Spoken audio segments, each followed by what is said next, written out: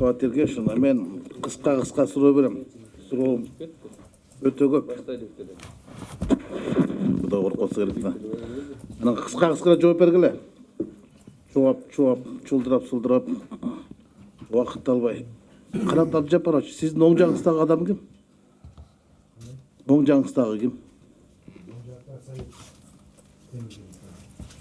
Биринчи орун басар эмес да. Алынган. Эмне үчүн алдыңда?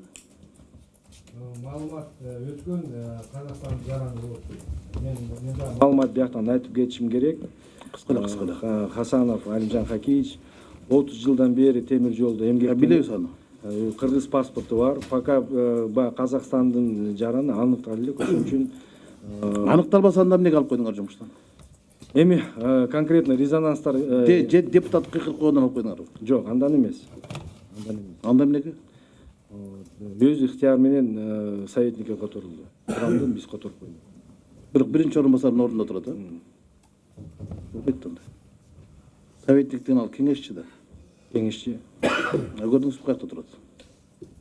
Мен өзүм сурандым, мен жаныма отурсун деп. Де юре алдыңар, де факт алган жоксуңар да. Кандайча? Ошондо отурбайбы, жаныңызда отуруп, оң жагыңызда турат. Мен жок. Биринчи орун басардын ордунда турат. Скеличеневич, мен өзүм азыр жыйналыштын башында мен өзүм сурандым, мен жаныма отуруп, Протокол боюнча болбойт да. Махабат Ергешевна консультантын алып келип жанына отурган жок да. Орун басар отурат. Кыска тиги Госкомимущество, ФУГе. Сиз айтып атасыз да, акционердик коом болсо Кыргыз темир жолу. Өнүгүү көзүнө бөлгөсүн түзөт депчи. Эмне эсебинде алдыңыз? Эмне негиздеп айтып атасыз? Же Кыргызстанда ушундай бир акционердик коом болгондо өнүгүп кеткен мисал келтирип бериңизчи.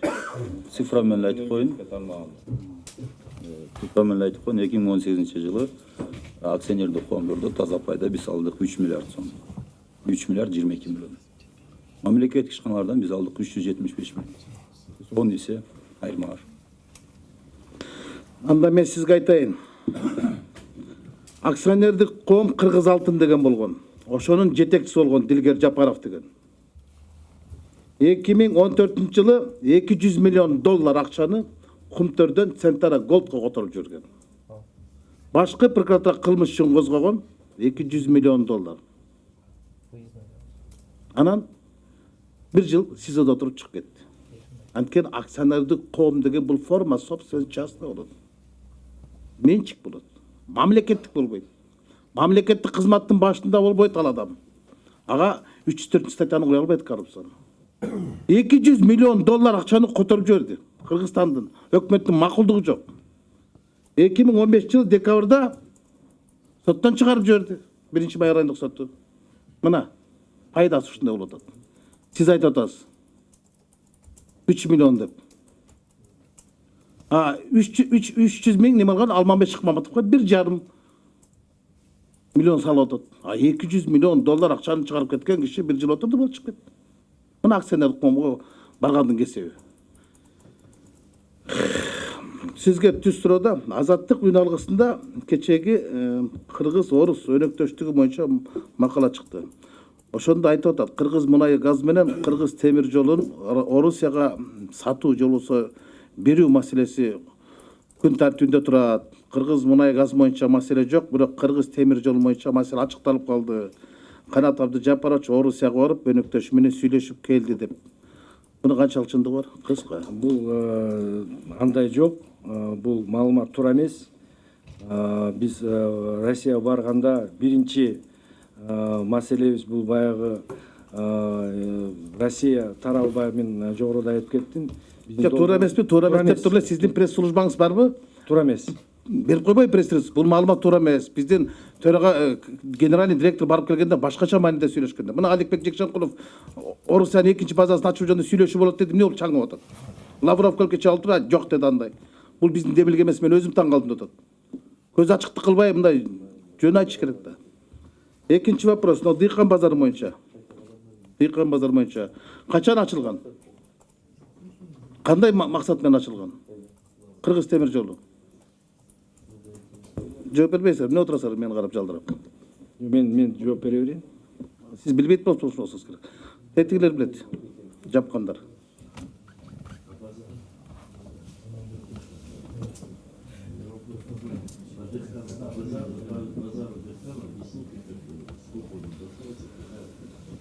Ал айта албайт. Таптыңар айта турган кишини. Дыйкан базары 2008 жылы ошол кездеги өкмөт башчы Чудиновдун өкмөттүн токтому менен ачылган. 2008 жылы. Андан түшкөн кирешенин 80% Кыргыз темир жолго, 20% Бишкектин мэриясына чегерилчү.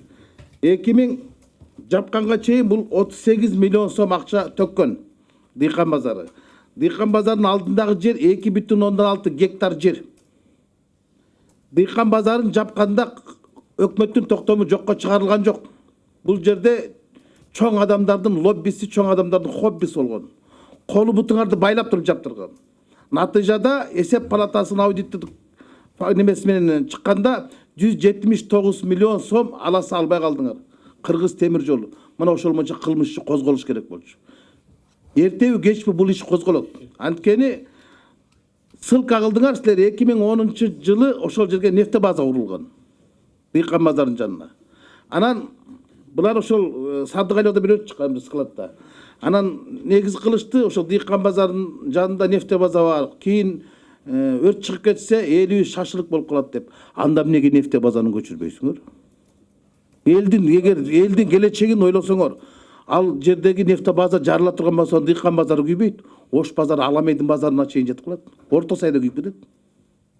Мына себеп. Анан Нурдин Тынаев деген райондун акими айткан, алга эстакадалык бос курулат, мына проект даяр, акча даяр деген гана курулган. 2 жылдан бери кылган жок. Силер 2 жылдан бери киреше алган жоксуңар. Киреше берип аткан тоок, жумуртка туа турган тооңорду союп жедиңер дагы кысыр тооңорду алып отурасыңар да локомотивди. Локомотивдерди убытыш дейт. Тыйын бербейт. А тыйын берген базарды жаптыңар. Базарды жабуунун бир эле максаты болгон. Жери бирөөгө керек келип болгон, эли бирөөгө керек болгон. Болду. Байлардын эле лоббиси болчу да. Анан силер бүгүн айткыңар келбей отурат да. Туура айтат да жана Махамат Эргешов комитет келишкен депчи. 2 нефте база бар. 2 депутатка тиешелүү. Мына ошолордун зомбулугу менен жери бирөөгө керек болду. Арга кабат үйлөр салыш керек болду. Эч кандай жол салынган жок. Кана салынса. Салынат эле да. А силер ушуну ачыктабай дагы отурасыңар да. Бул эски жетекчинин, эски мурунку министрлердин лоббиси болчу. Өкмөттүн токтомун, өкмөттүн аппаратынын орун башчысы Исакулов деген жокко чыгарып атат. Милиция менен барып жаап атасыңар. А фуги бул боюнча чыкпай турат. Айткыла да. Коррупция ошол жерде да. Эми темир жолу деген бул тендердин жолу, улуттук компания деген уурулук компания болуп калган да. Бирок Канатбек Абжорович ойлоңуз, мен сизди айыптап атат деп. Сизге чейин жетектегендер ушундайга жеткизген да. Ким айтат ушу Кыргыз темир жолунда коррупция жок деп? Жолдор канча километр, 400 километр узун, ошончо узун коррупция ошол жерде. Ошончо узун. Азыр отуруп актанып атасыңар, бизге тиги жетпейт, бул жетпейт. Прибылыбыз азайып кетти, көбөйүп кетти. Прибыл берип аткан нерсенин баарын өзүңөр жок кылбадыңарбы? Орус Кыргыз фондунан канча кредит алдыңар? 7 миллион доллар. Ага негизде паровоз алдыңар, вагон алдыңар. Мына алар боюнча дагы жогорку кеңеште канча маселе көтөрүлдү. Октябрда келет деген меңер январда келди ош керек. Вагонуңар. Толук келген эмес ошондо да. Жанар Кубанычев абдан көтөргөн. Мен сурагам чакырып алып мурунку директорго. Дай кана вагондор сен кел атат. Мен жөө сүйрөп келатасыңар чөлдөн. Сентябрда чыккан вагон ушу Кыргызстанга декабрга чейин келген жоксуң, кел атат дейт. Адамдар жөө тартып келет, ата-ана менен сүйрөп келет. Болгондо ушундай тура канада жакшы.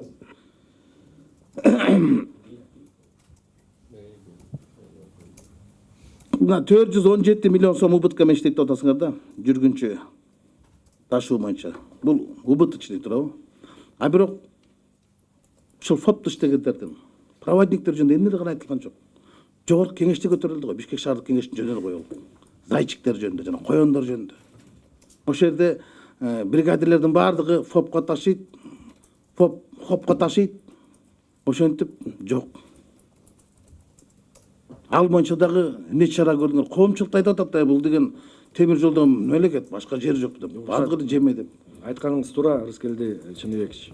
Уруксат берсе, ФОП боюнча мен дагы кыскача маалымат берип койсом, бүгүнкү күндө 3 айдан бери биз толук ошол жерден тартипке алып келип атабыз. Бүгүнкү күндө тартип бар. 100% эмес, бирок биз ошого баратабыз. баягы сиз айткандай безбилетниктердин баардыгын баягы иш-чаралар мыйзам чегинде көрүлгөн. Өзүңүз жакшы билесиз, Фин полиция жагынан дагы иш козголгон. Бүгүнкү күндө начальник поезд немесе жумушунан Четтетилди. Четтетилди. Убактылуу. Жок, убактылуу четтетилгени менен өз ыктыяры менен арыз жазып уже кетти. Аякта деген бир эмес, уже 2 начальник поезд өзүңүз белгилүү болгондой жумуштан алынды. Биз тартипке алып келип атабыз. Тилекке каршы бул безбилетниктер биздин территорияда эмес. Бул безбилетниктер жок дей албайм, бар. Бирок анча көп эмес баягы айтылган боюнча. Бирок бар. Бул деген Казакстан, Россияда пайда болгон. Биз аяка юридикалык эмес жок. Биз аяктан тартипке чакырып албайт экенбиз. Бирок биз канча жолу кайрылып, телеграмма берип, сүйлөшүүлөрдү жүргүзгөндө биз бул маселени дагы көтөрүп жатабыз. Аякта дагы бүгүнкү күндө иш-чаралар көрүлүп атат. Рахмат. ФОПтун башчысы барбы? Башчысы жок.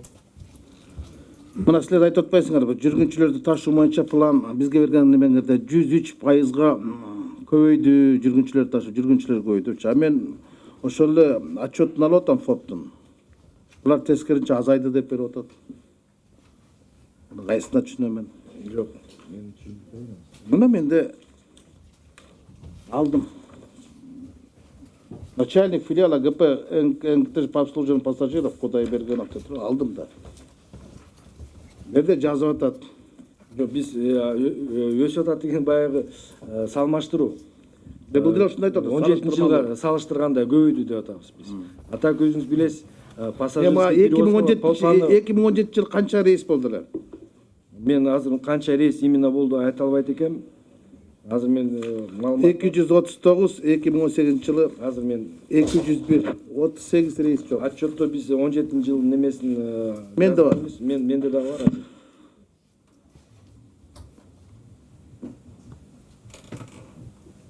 Рейс эң эле башында.